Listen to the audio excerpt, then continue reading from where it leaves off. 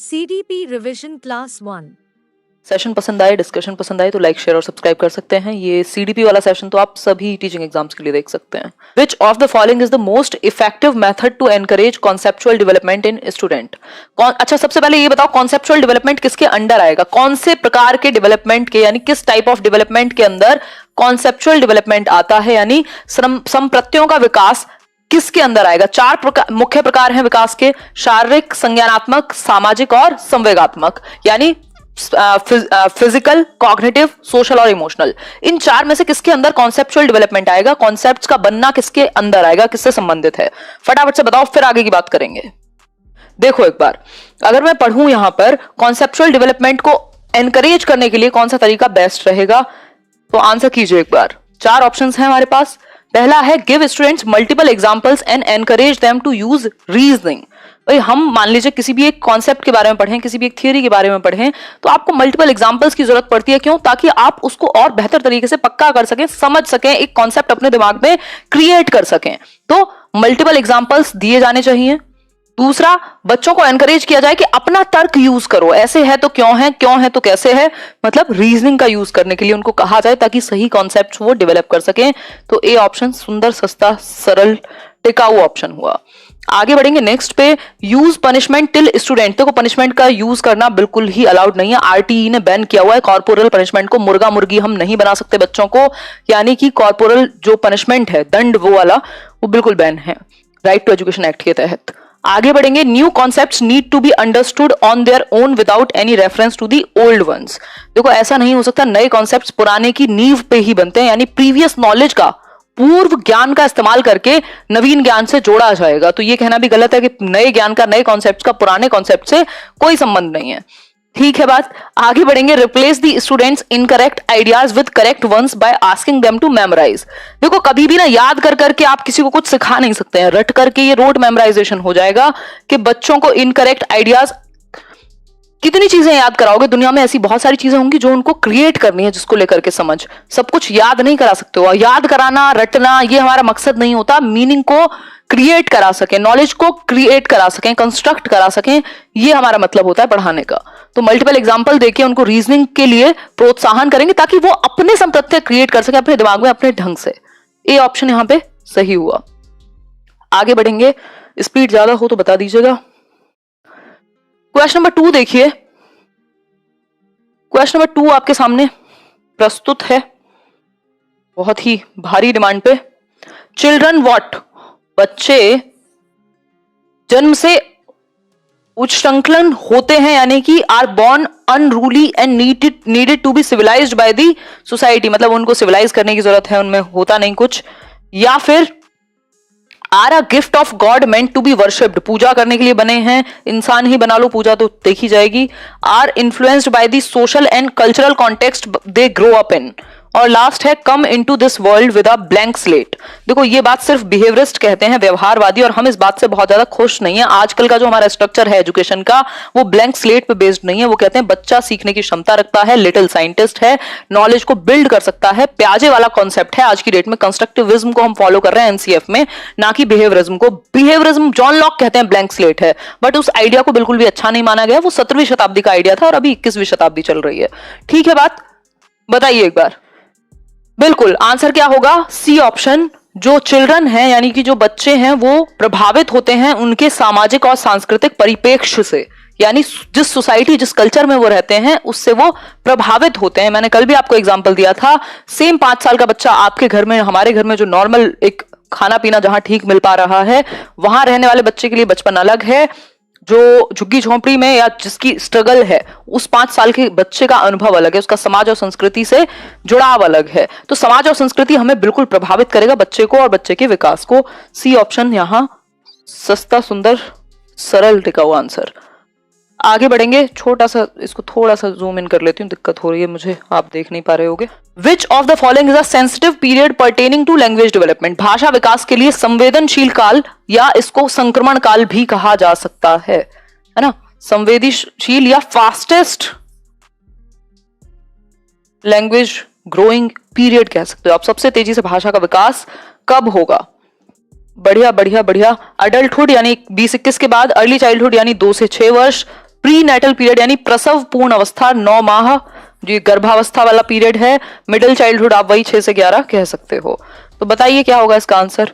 इसका simple answer है जिसको हम कह सकते हैं अर्ली चाइल्डहुड। बहुत तेजी से बच्चा भाषा पकड़ता है और तभी हम देखते हैं कि 2 साल में 272, 3 साल में 1000 के आसपास शब्द हैं, 4 साल में कुछ 1500 के आसपास शब्द हैं, फिर 5 साल तक आते आते 2072 हो गए। मतलब कितनी तेजी से भाषा की जो वोकैबुलरी है बच्चे की वो डेवलप हो रही है, भाषा का विकास बहुत तेजी से होगा। HPS टॉक बहुत बढ़िया।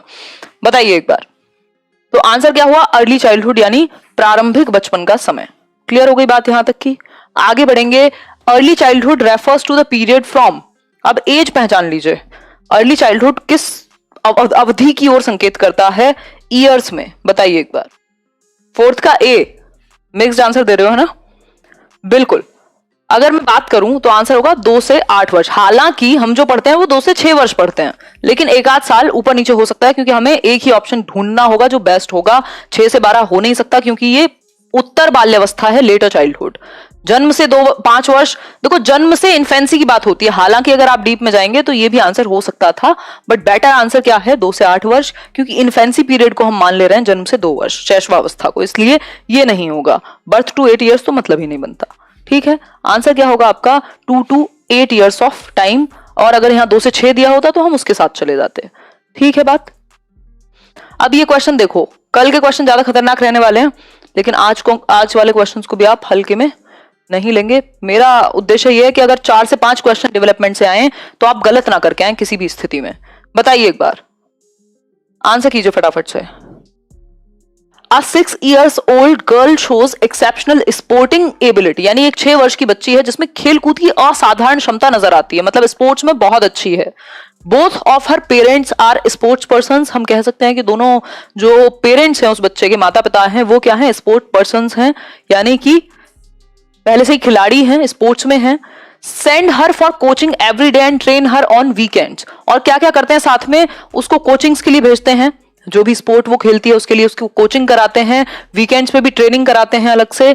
हर capabilities are most likely to be the result of an interaction between, यानी कि उसकी जो ये क्षमताएं हैं विशेष, जो वो इतना अच्छा कर पा रही है स्पोर्ट्स में, ये किसके इंटरेक्शन के कारण है, किसकी अन्योन्य क्रिया के कारण है? बताइए एक बार। पहला ऑप्शन है हेल्थ एंड ट्रेनिंग, दूसरा ऑप्शन है डिसिप्लिन एंड न्यूट्रिशन, तीसरा है हेरिडिटी एंड एनवायरमेंट, और last option is growth and development. बताइए एक बार, कष्ट कीजिए बताने का। आंसर होगा हेरिडिटी एंड एनवायरमेंट। इनका मार्क्स का चालान कटवाएंगे सबका। देखो, हेरिडिटी एंड एनवायरमेंट, आनुवांशिकता और पर्यावरण, इसकी जगह यहां क्या और लिख के दे सकता था? इसकी जगह यहां नेचर नर्चर की डिबेट दे सकता था, है ना?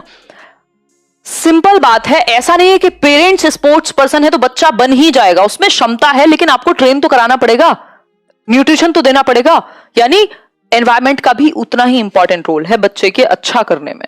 तो हम कह सकते हैं हेरिडिटी और एनवायरमेंट दोनों का ही रोल है। A child's development is the result of, देखो एक क्वेश्चन फिक्स आता ही है, एक से ज्यादा भी आ जाएगा कई बार हेरिडिटी और एनवायरमेंट पे, बट एक नंबर तो फिक्स्ड है। देखिए, a child's development is the result of, बच्चे का विकास किस चीज का परिणाम है?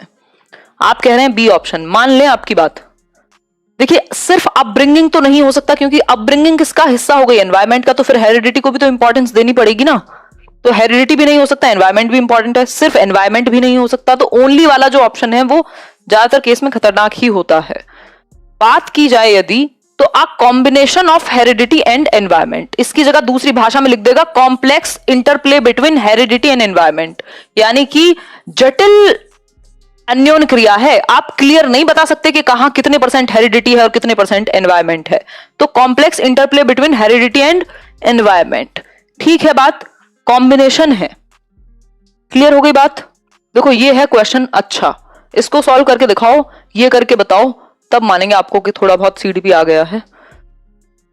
देख लो एक बार। अच्छा जस्ट मैच करो, सोचो ही मत के ऑप्शन क्या होंगे, आपको सिंपल ये मैच करना आना चाहिए। बताओ एक बार, बताइए बताइए।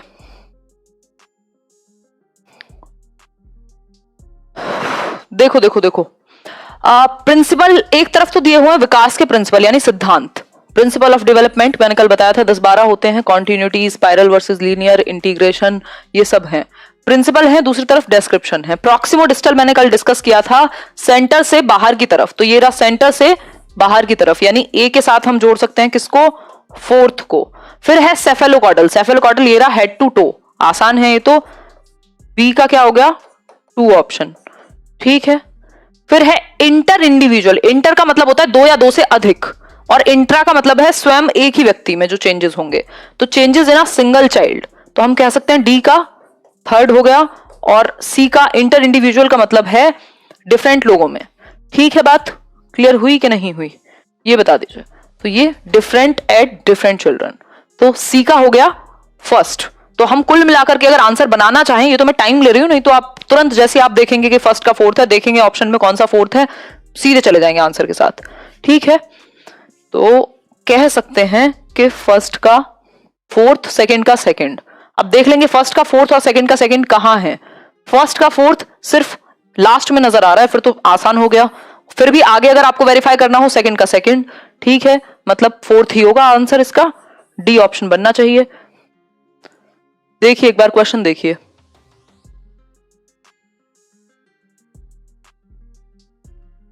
क्वेश्चन देखिए, play has a significant role in development of young children for the following reasons except, ध्यान से पढ़ लीजिएगा, जहां एक्सेप्ट लिखा हो, नॉट लिखा हो, लीस्ट लिखा हो, वो क्वेश्चन आसान होगा, बट आपसे गलती होने के आसार ज्यादा बढ़ जाएंगे। ग्रेट मनदीप, बताइए एक बार आंसर कीजिए, फटाफट से आंसर कीजिए। सी ऑप्शन कह रहे हैं आप लोग, मान लें आपकी बात, देखते हैं एक बार।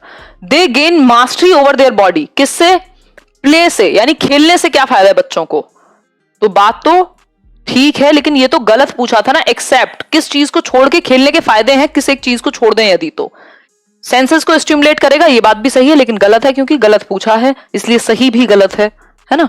It is just a pleasant way to spend time, ये कहना गलत है कि जो खेल है वो जस्ट टाइम बिताने का एक तरीका है। टाइम बिताने के तो बहुत तरीके हैं, खेलने की क्या जरूरत है, आजकल तो फोन लेके बैठ जाओ, टीवी लेके बैठ जाओ, है ना। फिर है they acquire new skills and learn to use them, बिल्कुल सही बात है, कोऑपरेशन सीखते हैं बच्चे, लीडरशिप सीखते हैं, कितनी सारी नेतृत्व सीखते हैं, मतलब कितनी सारी चीजें वो सीखते हैं। लेकिन ये कहना कि सिर्फ समय बिताने का एक अच्छा तरीका है खेल, तो ये गलत होगा। तो सी ऑप्शन सही है, क्योंकि ये गलत है, पूछा वही है ना किसके अलावा, तो समय बिताने के अलावा बाकी सारी बातें सही हैं। ठीक हो गई बात, आगे बढ़ जाएं, नेक्स्ट क्वेश्चन पे चलें।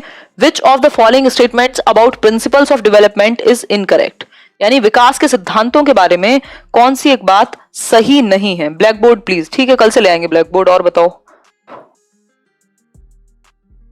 कमेंट में बता देना, कोई बात नहीं, पोल भी दे देंगे कल। और बताओ, इनमें से कौन सी एक बात प्रिंसिपल ऑफ डेवलपमेंट यानी विकास के सिद्धांतों के बारे में सही नहीं है। तो development depends on maturation and learning, ये बात तो सही है। Development takes place due to constant interaction between heredity and environment, ये बात भी सही है, यानी आनुवांशिकता और वातावरण दोनों पर निर्भर है। Every child goes through stages of development yet there are wide individual differences among children, ये बात भी सही है, स्टेजेस तो सेम है लेकिन इंडिविजुअल डिफरेंसेस पाए जाएंगे। लेकिन जो डी ऑप्शन है, development is a quantitative process which can be measured precisely, यानी विकास क्या है, एक परिमाणात्मक प्रक्रिया है, मतलब आप विकास के हर पहलू को माप सकते हो, ये कहना गलत होगा। मेरी समझ कल से 250 ग्राम बढ़ गई, मैं ये नहीं कह सकती हूं, है ना। मेरा सामाजिक और संवेगात्मक विकास अच्छा हो गया कल से, इसको मैं 200 ग्राम में नहीं बता सकती हूँ, यानी माप नहीं सकती हूं। तो विकास का हर एक पक्ष परिमाणात्मक नहीं हो सकता, जबकि वृद्धि परिमाणात्मक है पूर्ण रूप से। विकास परिमाणात्मक नहीं हो सकता हर एक रूप से, कुछ पक्ष विकास के परिमाणात्मक हो सकते हैं, बाकी क्वालिटेटिव होंगे, यानी गुणात्मक पक्ष होगा। तो विकास क्या है, गुणात्मक और परिमाणात्मक दोनों हैं, जबकि वृद्धि सिर्फ परिमाणात्मक है।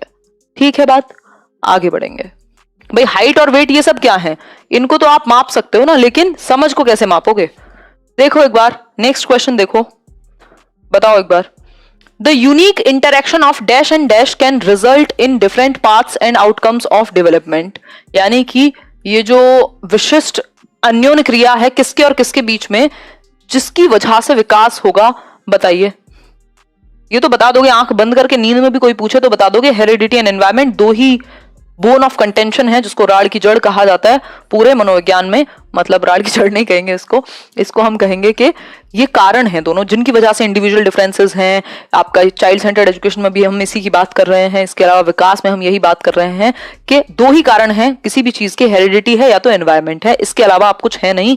इसी का आप प्रोडक्ट हैं, इसी का आप गुणनफल हैं।